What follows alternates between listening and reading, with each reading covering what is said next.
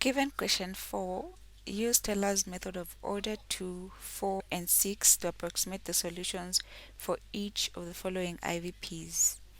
Okay, so this question or this method only gives us an approximation.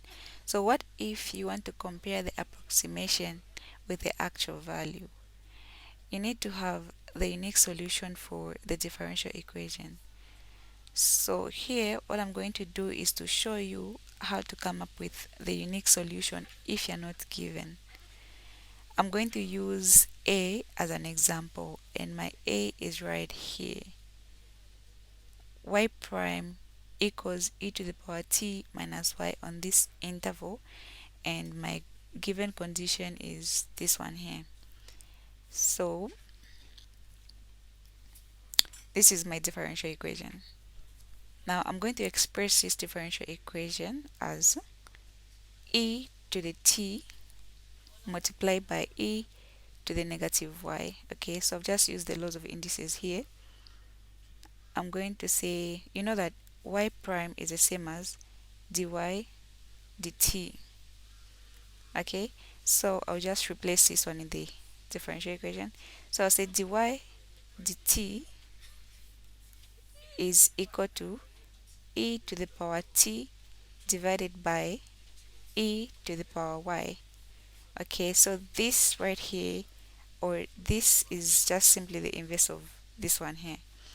So from here I'm going to apply separation of variables. So why do I want to do that? I want to make sure that I have the same variables on each side of the equation. So I'm just simply going to cross multiply here, and when I cross multiply, I'll have e to the y, or e to the power y dy being equal to e to the power t dt. Okay, so from here I'll simply integrate both sides of the equation. So doing that, let me just write the integral here. The integral of e to the power y dy, even this other side, the integral of e to the power t dt. So when I integrate this one, I'm going to have e to the power y.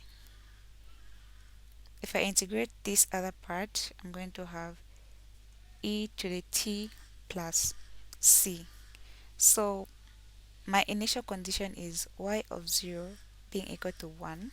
Okay, so in this equation I'm going to replace where there is y with 1 and where there is t with 0. So I'll say e to the power 1 equals e to the power 0 plus c. So I simply want to find the expression for c. So my c here is going to be e to the power 1, which is just the same as e minus 1. So this is my expression for c. Okay, let me just get rid of this part.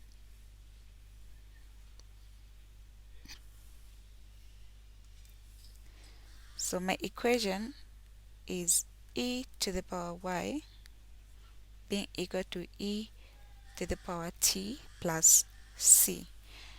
Here I'm simply going to apply logarithmic rules for me to express this equation in terms of y. So this is going to be e to the power e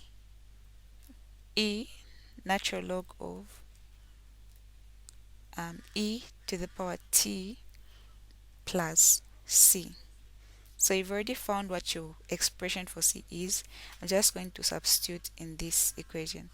So I'll have my y being equal to natural log of e to the t plus e minus y.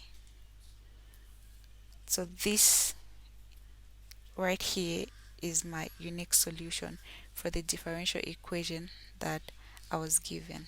Thank you very much for watching.